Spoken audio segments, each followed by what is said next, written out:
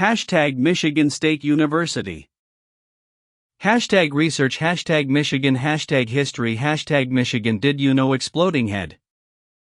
MSU Libraries, Maps and Geospatial Services. John Farmer, Mapmaker, 1798 to 1859.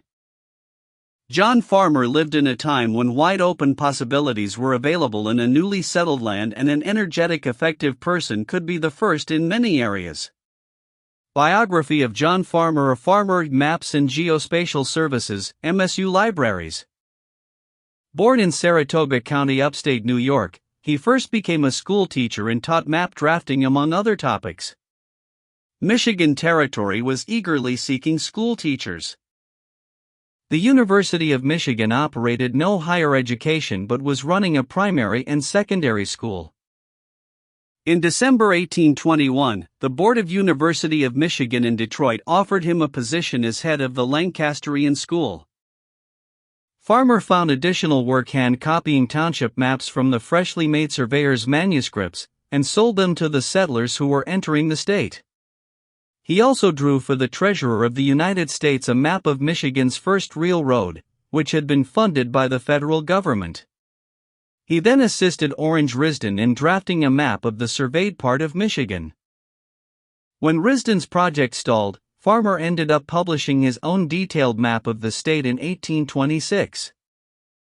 In the 1830s, instead of revising his existing map, he planned and executed a new map containing much detail. It had so much detail, in fact, that outsourcing the engraving of the map to copper printing plates would have been prohibitively expensive. His son later wrote in A History of the City of Detroit, he procured a set of engraver's tools and undertook the work. This map of the surveyed part of the state of Michigan depicts in great detail the southern half of Michigan's Lower Peninsula.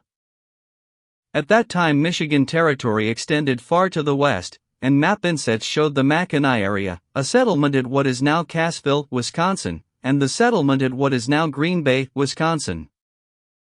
He also produced regional maps starting in 1835, when both Michigan and Wisconsin were still mere territories, but continuously revising them over the years to reflect changes in development. In 1835, his Michigan and Wisconsin map was titled, Improved Map of the Territories of Michigan and Wisconsin, pronounced Wisconsin, on a scale of 30 geographical miles to an inch. At the time of his death nearly 25 years later, he was still producing a Michigan and Wisconsin map, now titled Map of the States of Michigan and Wisconsin, embracing a great part of Iowa and Illinois and the whole mineral region, with a chart of the lakes, exhibiting the sections, the geological formations, and the general topography. After a few years, Farmer sold the publishing rights to his maps to Eastern publisher J. H. Colton and turned his attention to mapping new communities and became involved in the formation of a Detroit Board of School Inspectors. But Farmer saw there still was need for continuously updated maps of the whole state, which was being settled quickly and was continuously seeing formation of new towns, townships, and counties. In 1844 he launched his master work, The State of Michigan and the Surrounding Country. This map contained extreme detail of every surveyed square mile, every stream, swamp, and every road and trail. Michigan residents found it absolutely essential, so much that supply could not keep up with demand. A hot secondary market formed, and used copies of Farmer maps sold for much higher than their list price. Farmer's method for physical detail was to transfer details from the original surveyor's plat maps available in the U.S. Land Office in Detroit. By the end of the 1850s, all of the state had been surveyed into over 2,600 townships and divided into over 61,000 mile sections. Each township was mapped separately on large sheets at large scale, noting lakes, swamps, tree and land cover types, and other major features.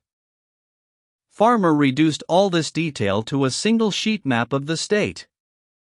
Farmer devoted much time and effort to maintaining the currency of his maps. He closely watched political developments in the state and quickly incorporated the formation of new counties, townships, and settlements into his nearly annual revisions. He continued, however, to produce other varied works, including an enormous, over 5 feet by 6 feet, or 1.6 meters by 1.8 meters, multi-sheet map of Michigan and Wisconsin and surrounding areas. It is said that John Farmer worked himself to death. He worked ceaselessly on projects, issuing his enormously detailed maps as frequently as possible. No other state in the Northwest Territory, or possibly in the entire United States, has such detailed cartographic records from this time period. Decades later, the Michigan Geological Survey issued a map of Michigan's swamps simply by copying over the detail from Farmer's masterwork. Farmer died March 24, 1859 in Detroit, Michigan. His widow Rachel Farmer and sons Silas, Arthur and John carried on the business for some time afterward. Maps published after John Farmer's death, however, never maintained the detail and currency of his former work. John Farmer timeline.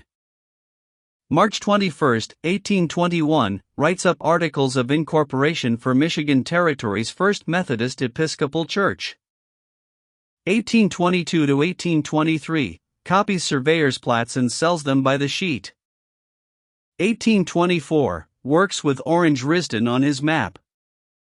1825, map of the National Road. 1825, map of the surveyed part of the Territory of Michigan, September. 1826, map of the surveyed part of the Territory of Michigan, December. 1829, an improved map of the surveyed part of the Territory of Michigan.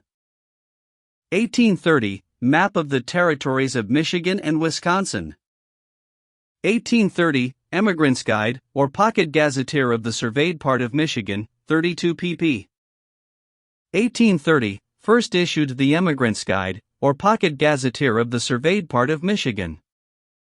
1830, named surveyor for, City of Detroit or the State of Michigan.